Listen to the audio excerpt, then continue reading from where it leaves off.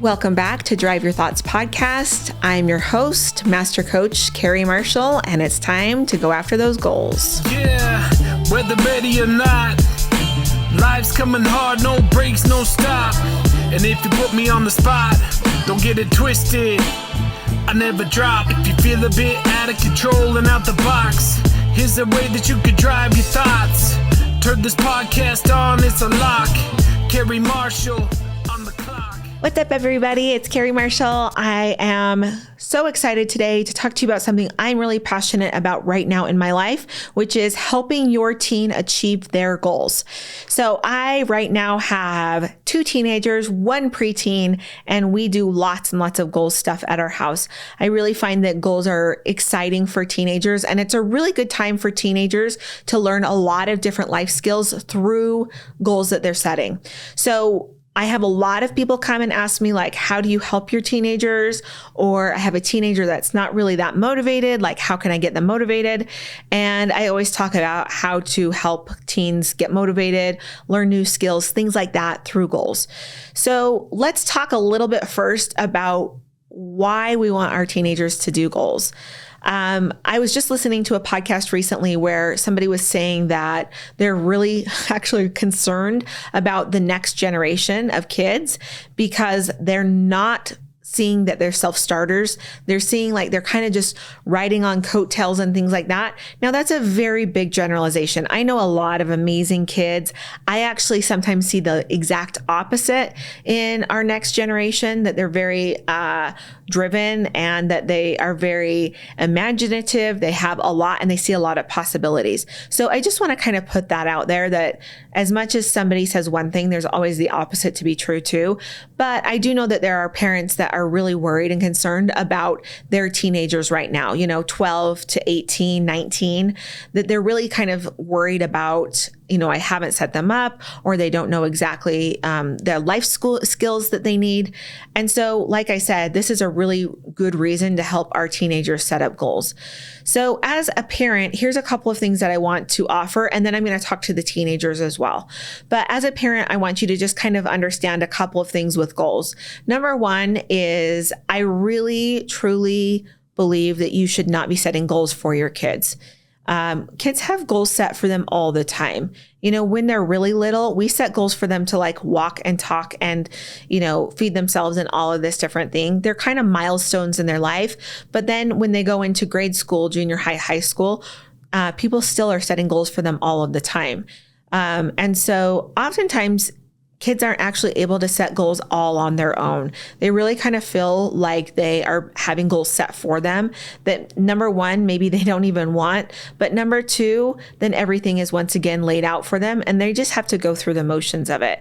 So the first thing that I want to encourage you as a parent to do is let your child set goals by themselves. It doesn't matter if it's a 12-year-old or a 19-year-old, but having a little bit of autonomy or a little bit of independence where they actually get to decide what that goal is going to be important. So I had one parent, I was kind of talking about this at a speaking engagement that I was at, and she came up afterwards and said, I love your idea. Super cute. But she's like, I tried this before and my son set a goal with games and with video games. And she's like, that's actually what I'm trying to like have him not do. And so she's like, so how do we do this? And I kind of talked to her and I said, well, what's the problem with a goal around video games? And she said, well, I just don't think that it's actually a viable goal. And I think that he's wasting his time. And so we kind of talked about her belief about the standard versus her son's belief about what he was trying to create. He really wanted to be a gamer, a YouTuber, a creator. He wanted to get paid to play video games. And so we kind of talked about, well, what's wrong with that? I really truly believe in having your kids set goals that they are interested in, because what it does, number one, is that, like I said, it creates independence. But number two, it actually helps them have a little bit more buy-in into the goal. As long as the goal is not something that's going to be harming them or someone else, I believe that really we should be looking at what is the problem with this goal. So oftentimes we have in our head what our child's life is supposed to look like. But we have to remember that we're not actually the experts in their life. You could tell yourself that you really want your kid to go from being a video gamer to a football player. I don't know. But you could say that, like, that's the way that he should go. He should be doing this and this and this, but you don't know that for sure. Now, I do believe in parental intuition, but what I want to say is that I believe that if we allow our kids to have a little bit more say in the goals that they're setting, that there is actually some really amazing things to be learned from that. So this woman was like, okay, we kind of talked back and forth. I kind of told her, like, I actually believe in letting kids set goals. And so she said, okay, I'm going to give it like 60 days. And I said, the cool thing about setting this goal with games is that there's going to be things that he has to do that are not just playing video games, right? Like, where are the stats? What is he actually wanting to accomplish? It's not just like, hey, I want to play video games 6 hours a day. So the second thing that I want to say is let your child set a goal, but then you're the one that helps them get specific. This is where a lot of kids don't have the education or experience. And that's really why, as a parent, I want you to step in and help them set specifics. So if your child wants to set a goal around video games, your job is then to help the conversation of like, okay, well, what is it? Why do you want to play video games? So this mom was like, okay, I know he wants to play video games because he wants to be like a YouTube creator of video games. I said, okay, so help him figure out the specifics of what is actually going to get him there. And so she went back and she kind of talked about, okay, if you want to do this, what are the specifics? What are the next actionable things that you need to do? So second thing as a parent is help with specifics. Third thing that I want to mention is your job is not to be the overseer of this goal. Your job is to be an encourager and also something I like to call a questioner. Now, this doesn't mean that we question our kids, but what we want is we want encouragement and we want questions. So here's how I like to go about it. I like to always talk about what was awesome and where was opportunity. Now, notice that even if there was the biggest failure in the entire world, I always just talk about opportunities. And this is how we as a family start talking about failure, is we start with talking about opportunity. So when my 11-year-old came and she said, I want to do a solo for dance during competition season. She's never done a solo before. So I said, great. What are the specifics? Why do you want to do this? Why is it important to you? And then what do we need to do in order to get there? So we go from the goal to now the specifics. Now she's about ready to start competition season. And there's been some awesome and there's been some opportunity. Now, the opportunity is places where maybe she hasn't shown up the best or fails, full on fails.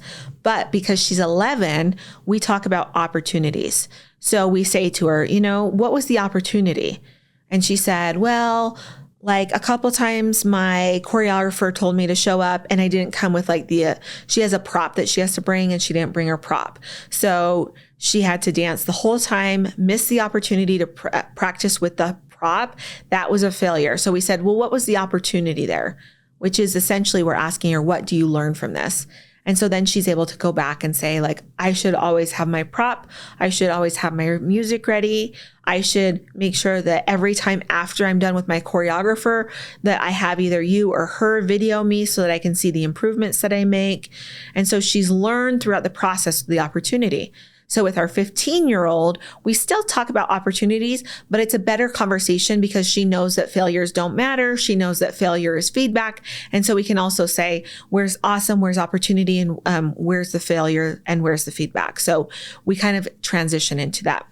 So really quickly, I just want to kind of encourage you as a parent to allow your children to start to make their own goals, to help them strategize the actual things that need to happen in order for those goals, and then be the encourager and also be the person that questions, meaning that the questions aren't, why didn't you do this? But the questions are, how did that happen? How did that feel for you? Where do you see opportunity for growth?